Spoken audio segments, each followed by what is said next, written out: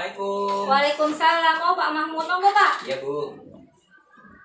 Iya Bu, jadi begini, kita kan menurut jadwal untuk hari besok kita ada supervisi kegiatan pembelajaran berdiferensiasi.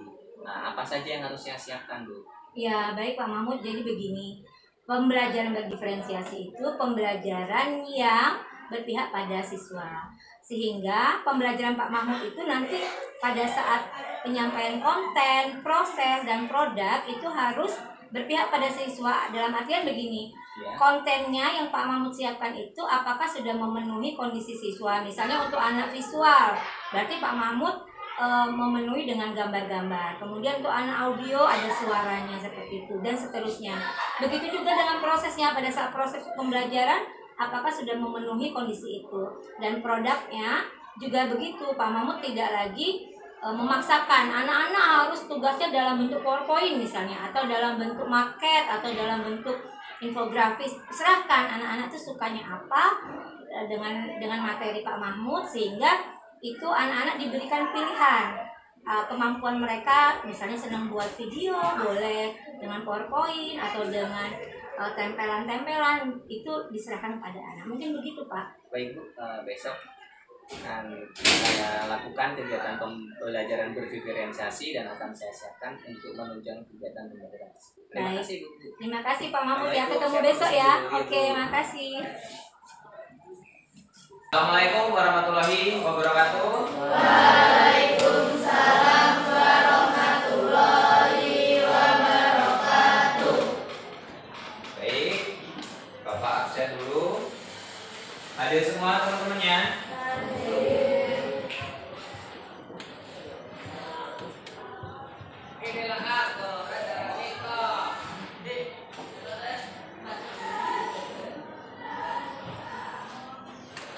Dan tanggal 1 November ya, awal bulan. Afgan hadir.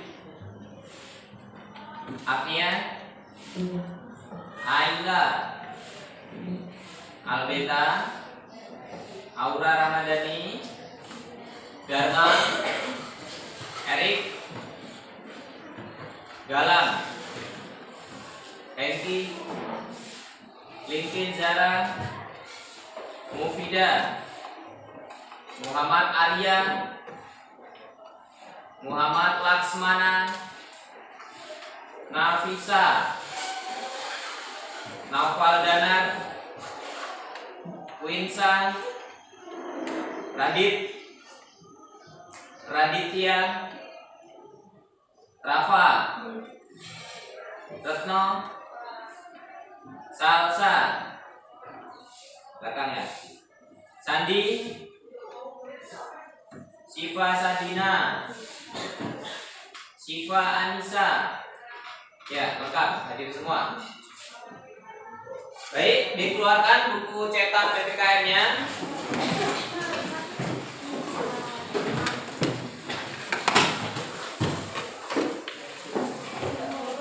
Ya, cetak PPKN-nya dikeluarkan.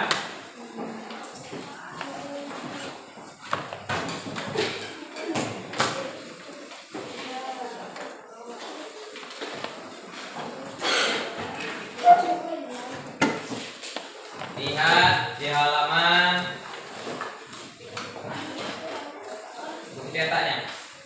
Ya, tulisnya masih di bawah. Halaman 33, bab kedua. Halaman 33, bab kedua, tentang norma dan keadilan. Untuk memulai pembelajaran di pagi hari ini, kita harus bisa berkonsentrasi. Ya, silakan tangannya diletakkan di atas meja. Ya, tangannya diletakkan di atas meja. Konsentrasi, konsentrasi. Ambil nafas, konsentrasi. Tarik, tahan bentar, lepaskan. Konsentrasi lagi, tangan masih di atas meja di depan. Tarik nafas, tahan sebentar, lepaskan. Baik. Baik. pada pembelajaran di bab 2 itu ada beberapa tujuan dari pembelajaran yang harus dicapai oleh peserta didik. Di antaranya adalah yang pertama, menghargai norma-norma yang berlaku dalam kehidupan bermasyarakat dengan jujur sebagai anugerah Tuhan Yang Maha Esa. Itu tujuan yang pertama. Yang kedua, mematuhi norma-norma yang berlaku dalam kehidupan bermasyarakat untuk mewujudkan keadilan. Yang ketiga, memahami norma-norma yang berlaku dalam kehidupan bermasyarakat untuk mewujudkan keadilan. Dan keempatnya, berperilaku sesuai norma-norma yang berlaku dalam kehidupan bermasyarakat untuk mewujudkan keadilan. Nah, dari tujuan pembelajaran di sini kita berkali-kali menemukan kata norma dan menemukan kata keadilan. Berkali-kali menemukan kata norma dan kata keadilan. Berarti di sini ada hubungan yang erat antara norma dan keadilan. Paham? Nah, di dalam pokok bahasan ini akan dibahas atau akan diulas tentang norma berkeadilan atau norma yang bertujuan untuk mencapai keadilan. Nah, yang pertama di sini norma yang berlaku di dalam masyarakat. Ini ada sebuah gambar yang menunjukkan bahwa di situ sebuah tanda larangan, di mana yang kita pahami di sini adalah sebuah gambar yang menunjukkan dilarang merokok. Di situ di kalimatnya disebutkan bahwa norma dibuat berdasarkan nilai-nilai yang dijunjung oleh kelompok masyarakat. Norma itu dibuat berdasarkan nilai yang dijunjung oleh kelompok masyarakat. Nilai itu apa? Nilai itu adalah sesuatu yang harus sesuatu yang berharga, sesuatu yang harus diperjuangkan, itu nilai. Maka norma atau peraturan itu dibuat berdasarkan nilai-nilai kebaikan, berdasarkan suatu hal yang harus diperjuangkan, berdasarkan sesuatu yang baik dan dijunjung oleh kelompok masyarakat. Adanya larangan merokok itu karena untuk apa? Untuk nilai-nilai kesehatan. Kesehatan itu dijunjung tidak oleh kelompok masyarakat. Kesehatan itu dijunjung atau tidak oleh kelompok masyarakat, atau dibiarkan saja masyarakatnya pada sakit, tidak perlu berobat, tidak perlu menjaga kesehatan.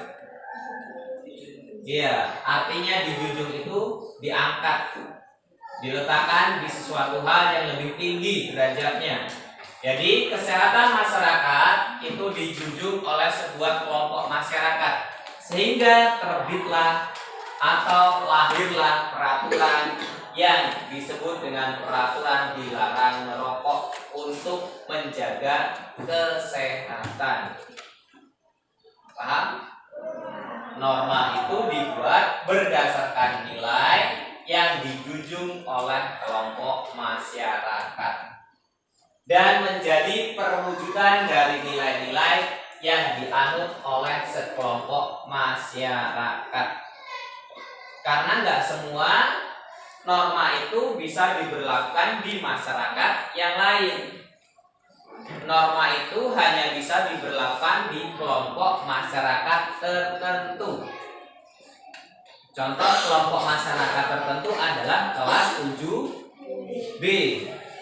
Kita kelompok masyarakat bukan? Kita punya norma tidak di kelas ini? Apa contohnya? Peraturan atau norma yang berlaku di kelompok masyarakat 7B. Iya, jadwal piket kelas. Jadwal piket kelas itu adalah contoh norma, contoh peraturan yang dijunjung atau hanya berlaku di kelas 7B. Bisakah jadwal piket kelas 7B ini dibawa untuk diberlakukan di kelas 7C? Tidak, betul, tidak. Apa alasannya tidak? Karena orang-orangnya atau masyarakatnya berbeda. Di sini ada Rafa, piket hari Senin misalkan. Jadwal piket kelas kita dibawa ke kelas 7C. Apakah bisa berlaku di 7C? Tidak bisa. Nama dari siswa-siswi kelas 7C berbeda dengan siswa-siswi 7B. Orangnya berbeda, jumlah anggotanya juga berbeda. Maka di sini dijelaskan norma dibuat oleh kelompok masyarakat dan menjadi perwujudan yang dianut oleh kelompok masyarakat tersebut. Jadi norma itu berlaku di kelompok masyarakat tertentu. Contoh yang di kelas. Contoh yang berlaku di dalam masyarakat luas, ada sebuah norma adat. Kita tinggal di masyarakat atau kita tinggal di wilayah Provinsi Lampung. Masyarakat adat Lampung dengan masyarakat adat Jawa itu berbeda. Maka peraturan dan normanya juga berbeda. Paham ya di sini ya tentang pengertian norma? Ada yang mau ditanyakan mungkin? Ada yang mau ditanyakan tentang norma dan keadilan? Ada yang mau ditanyakan? Boleh silakan bertanya. Ada tidak? Bisa dipahami? Kalau bisa Bapak lanjutkan. Bisa dipahami? Nah, untuk mencairkan suasana kelas supaya kita bisa lebih berkonsentrasi lagi setelah pembelajaran, kita akan ice breaking. Bapak akan terangkan caranya. Ketika nanti Bapak bilang selamat pagi, kalian tepuk tangan 1 kali. Kemudian jika Bapak bilang selamat siang, nanti kalian akan tepuk tangan 2 kali. Selamat sore 3 kali. Selamat malam tidak bunyi. Konsentrasi, kita akan ice breaking. Ayo semangat, senyum. Biar tidak lelah lagi, senyum lagi, senyum. Ya, senyum. Baik, kita akan mulai ice breaking-nya. Kita coba dulu. Selamat pagi. Ya, bagus, konsentrasi. Selamat sore. Ya, 3 kali, bagus. Kemudian kita coba lagi. Selamat siang. Ya, konsentrasinya bagus, 2 kali. Bagaimana kalau selamat malam? Ya, siap. Berarti kalian masih dalam keadaan yang berkonsentrasi. Bagus, masih menerima instruksi. Selamat pagi, tepuk tangan 1 kali. Selamat siang 2 kali. Selamat sore 3 kali. Dan selamat malam 0 kali atau tidak berbunyi.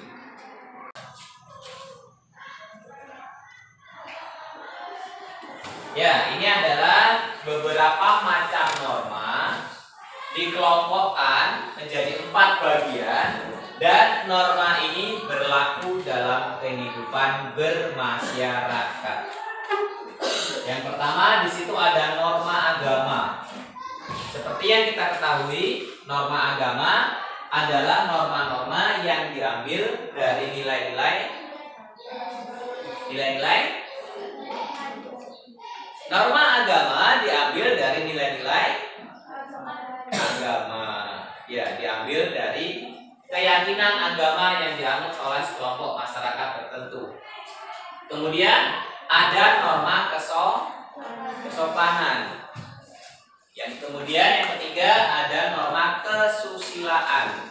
Yang keempat ada norma hukum. Ya, jadi keempat norma inilah yang berlaku di dalam kehidupan bermasyarakat. Ada yang mau ditanyakan? Ada yang mau ditanyakan? Belum? Ya, Bapak lanjutkan dulu. Nah, di sini ada pengertian yang pertama tentang norma agama. Norma agama adalah aturan yang bersumber dari hukum agama atau kitab suci yang berasal dari Tuhan Yang Maha Esa. Ya, tadi sudah disebutkan, sudah jelas. Berasal dari nilai-nilai agama yang dianut. Yang kedua, ada norma yang berlaku dalam masyarakat, ada norma kesusilaan. Susila adalah aturan-aturan hidup yang berkaitan dengan bisikan kalbu dan suara hati nurani. Hati nurani? Mana hati nurani? Hati nurani? Hati nurani selalu berbicara tentang kebenaran. Kemudian yang ketiga ada norma kesopanan, adalah aturan atau kaidah yang mengatur tingkah laku manusia yang bersumber dari tata kelakuan dan tata krama kebiasaan dalam bermasyarakat. Contohnya apa norma kesopanan ini? Tata krama kebiasaan yang berlaku di dalam masyarakat. Contoh pelaksanaannya apa? Makan dan minum menggunakan tangan kanan. Apalagi? Contoh norma yang berkaitan dengan norma kesopanan. Apalagi? Contohnya?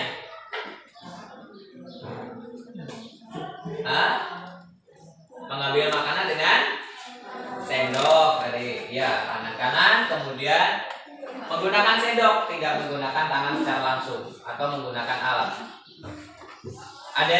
Ada lagi yang bisa memberikan contoh bentuk norma kesopanan? Berbicara dengan sopan dan santun. Ada lagi?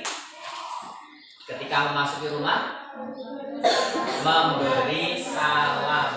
Itu salah satu bentuk norma kesopanan. Kalau kita memasuki rumah orang lain atau sesuatu tempat lain tanpa permisi, tanpa salam, itu sudah pasti melanggar norma kesopanan. Dan kita sudah dianggap buruk oleh orang lain, bisa diusir, bisa disangka yang tidak-tidak oleh orang lain. Kemudian yang selanjutnya ada norma hukum. Norma hukum adalah kaidah atau aturan yang mengatur tingkah laku manusia dan bersumber dari peraturan pemerintah atau negara. Jadi norma hukum itu diambil dari peraturan pemerintah atau peraturan yang dibuat oleh negara. Contohnya apa norma hukum? Ada yang bisa memberikan contoh norma hukum? Contoh norma hukum? Contoh norma hukum? Apa contoh norma hukum? Membayar pajak kepada negara. Ya, bisa. Ada yang lain? Selain pajak, ada lagi? Ya, tidak boleh melakukan sebuah tindakan kriminal atau tindakan kejahatan.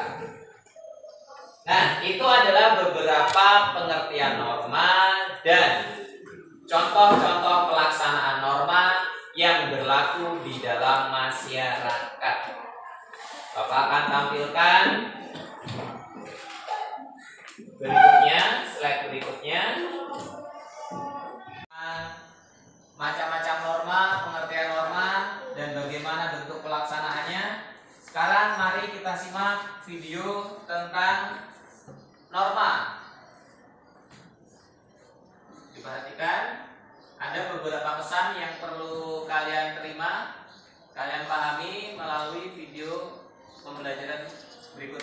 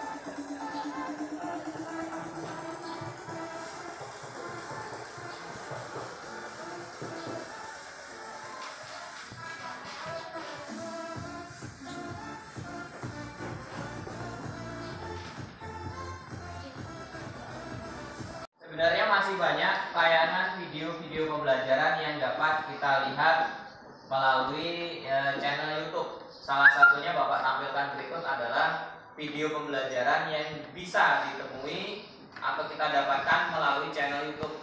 Banyak video-video pembelajaran yang bermanfaat untuk kita menambah ilmu pengetahuan. Ya. Kemudian akan Bapak tampilkan video berikutnya. Yaitu berupa contoh pelaksanaan dan pelanggaran terhadap norma yang berlaku di dalam kehidupan masyarakat.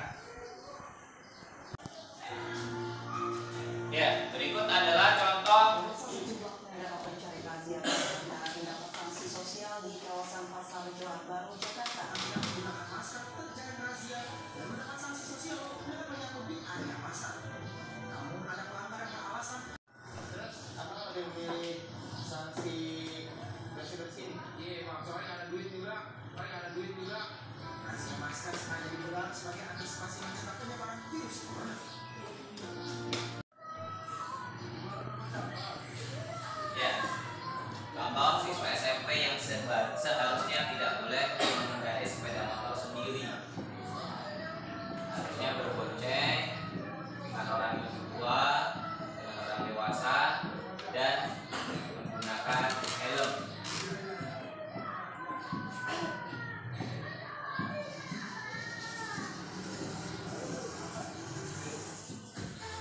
Ya, masyarakat tentang pengertiannya dan tentang bentuk pelanggaran norma yang sering kita temui di dalam masyarakat. Dari kedua tayangan video yang sudah kita laksanakan, kita lihat bersama tadi, ya, kalian bisa menyimpulkan tentang apa yang seharusnya dilakukan oleh kita sebagai generasi muda agar norma itu bisa dilaksanakan dengan baik dan masyarakat Indonesia mencapai sebuah kehidupan masyarakat yang damai, aman, dan tentram sesuai dengan norma yang berlaku di negara kita. Ya. Baik, ada pertanyaan mungkin? Ada yang memerlukan tambahan penjabaran materi, tambahan penjelasan tentang norma dalam kehidupan masyarakat Indonesia? Cukup? Bisa dipahami? Ya. Selanjutnya, untuk menambah atau memperdalam pengetahuan kita tentang pengertian norma dan pelaksanaan norma di dalam masyarakat, kita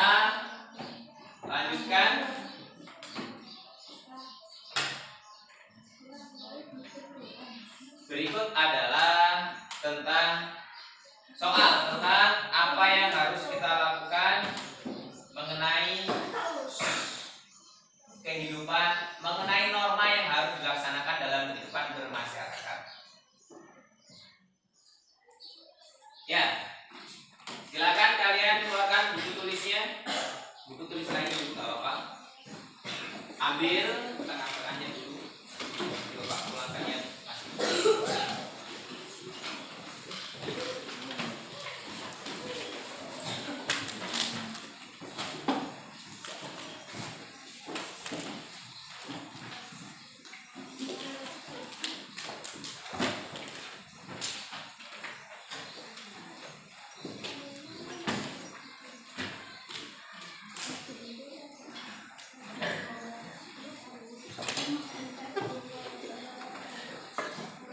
Ya.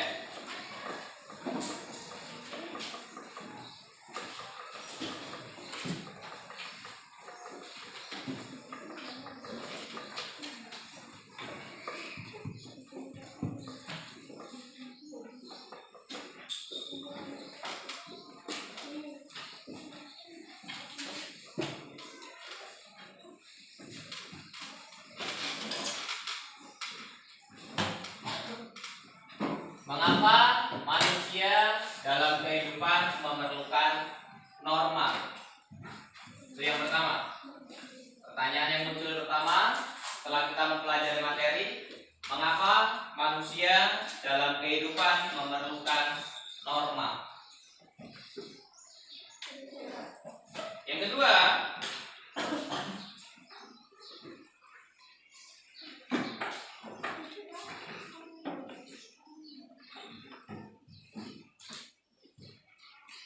bagaimana akibatnya jika norma tidak dipatuhi?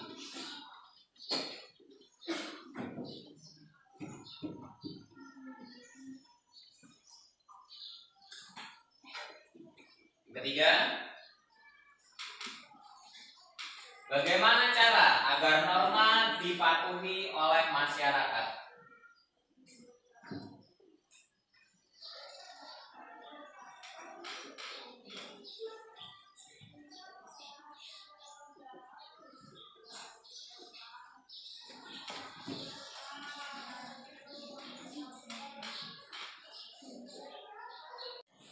Yang tertera di papan tulis, silakan kalian cari solusinya atau jawabannya tentang pembelajaran norma. Silakan maju ke depan, dibacakan hasil jawaban nomor 1. Ya. Ayo silakan di depan. Ya udah berdiri kalau nggak mau di depan, berdiri biar teman-temannya semuanya dengar. Berdiri. Dibuka dong. Silakan hasil dari solusi pertanyaan yang nomor 1. Agar menciptakan rasa aman dan untuk menjaga ketertiban lingkungan. Ya, pertanyaan nomor 1. Mengapa manusia dalam kehidupan bermasyarakat? Jawabannya untuk menciptakan rasa aman dan ketertiban di dalam sebuah lingkungan bermasyarakat. Jawaban dari teman kita, Siva. Ada yang lain mungkin menambahkan dari jawaban teman kita, Siva? Sama aja. Contekan Bapak bilangnya. Bapak bilangnya kerjasama saat mencari jawaban, bukan contekan. Diangkat kepalanya nih. Nah, diangkat. Kita akan dengarkan solusi dari pertanyaan yang kedua tentang bagaimana akibatnya jika norma tidak dipatuhi, yang akan dibacakan oleh teman kita Muhammad Laksmana. Ya, nomor 2. Orang yang melanggar akan mendapatkan sanksi sesuai dengan perbuatan. Agak keras suaranya. Orang yang melanggar norma akan mendapatkan sanksi sesuai dengan perbuatannya. Ya, jawaban dari solusi pertanyaan nomor 2 tentang bagaimana akibat jika norma tidak dipatuhi adalah berupa manusia atau orang-orang yang melanggar norma akan mendapatkan sanksi sesuai dengan apa tindakan perbuatan yang sudah dilanggarnya.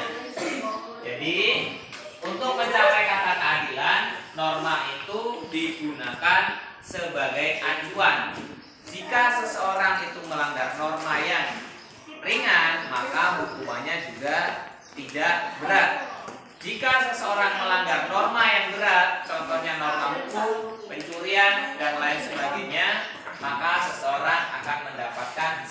beraksi sesuai dengan apa yang dia lakukan.